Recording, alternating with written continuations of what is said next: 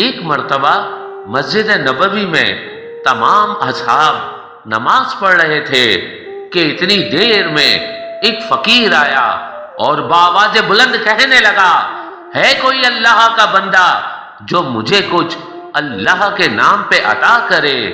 سارے اصحاب نماز پڑھ رہے تھے اور ان میں امام علی علیہ السلام بھی تھے۔ اس فقیر نے دوسری مرتبہ صدا کو بلند کیا، ہے کوئی اللہ کا بندہ جو اس فقیر کو اللہ کے نام پہ کچھ عطا کرے؟ سب نماز پڑھ رہے تھے۔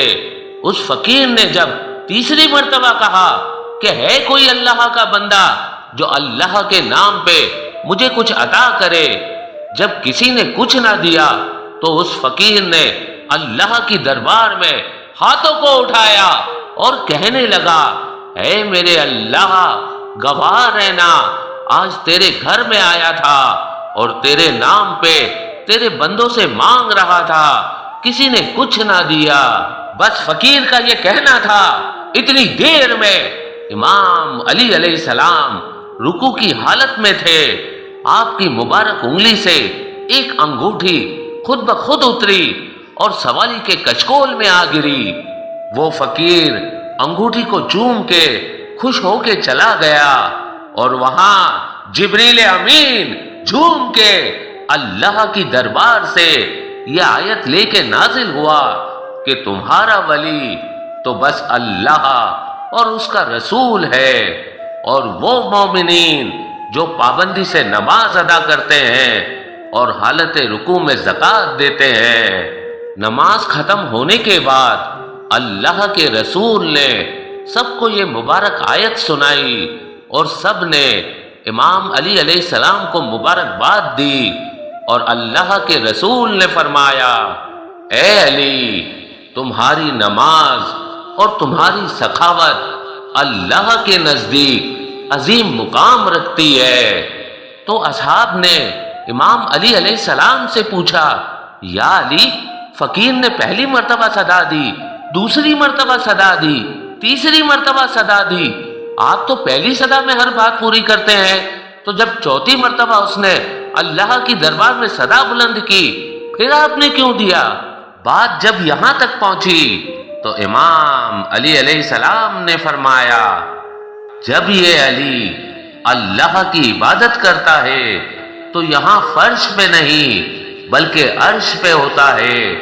اللہ گواہ ہے، اس فقیر نے جب پہلی صدا دی، دوسری صدا دی، تیسری صدا دی، میں اللہ کی عبادت میں اتنا مگن تھا میں نے نہیں سنا، لیکن جب اس کی صدا اللہ کی دربار پہنچی، اس نے اللہ کو کہا کہ میں تیرے در سے خالی جا رہا ہوں، اللہ کی دربار میں بھی موجود تھا، تو میں نے یہ نہیں چاہا کہ میرے اللہ کی دربار سے کوئی خالی جائے، اور میں نے رکوع کی حالت میں اس سائل کے سوال کو پورا کر دیا۔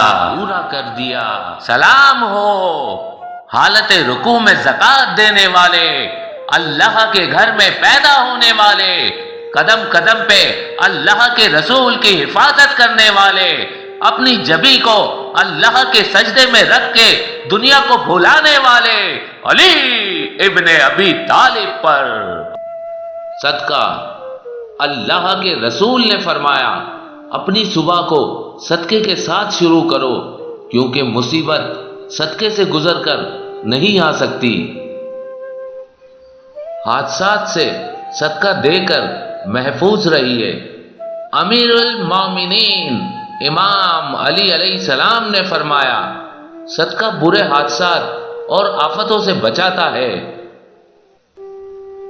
بیماریوں کا ایسے بھی علاج کیا جا سکتا ہے۔ اللہ کے رسول نے فرمایا، خدائے لا شریک صدقے کے باعث بیماریوں اور تکلیفوں کو دور فرماتا ہے۔ مرحوم کے لیے صدقہ دینے کا ثواب، اللہ کے رسول نے فرمایا، جان لو جو کوئی صدقہ دیتے ہوئے میت مردہ شخص پر مہربانی کرے گا، اس کے لیے خدا کے ہاں کوہ احد کے برابر اجر ہوگا۔ اور قیامت کے دن عرش الہی کے زیر سایہ ہوگا، جس دن عرش الہی کے سوا اور کسی چیز کا کوئی سایہ نہیں ہوگا۔ زندہ اور مردہ تمام لوگ صدقے کے ذریعے نجات حاصل کرتے ہیں۔ نیت خالص سے ہر چھوٹا عمل بھی اللہ کے نزدیک بڑا ہے۔ امام علی رضا علیہ السلام نے فرمایا، صدقہ دو چاہے کم کیوں نہ ہو، کیونکہ ہر چھوٹا عمل جو خالص خدا کے لیے انجام دیا جائے بڑا ہوتا ہے۔ اللہ کے رسول نے فرمایا، صدقہ جب اپنے مالک کے ہاتھ سے نکلتا ہے تو صدقہ اس وقت 5 جملے کہتا ہے: میں فانی مال تھا، تم نے مجھے عظیم بقا دے دی۔ میں دشمن تھا، اب تم نے مجھے دوست بنا دیا۔ میں حقیر تھا، تم نے مجھے عظیم بنا دیا۔ آج سے پہلے تم میری حفاظت کرتے تھے، اب میں تمہاری حفاظت کروں گا۔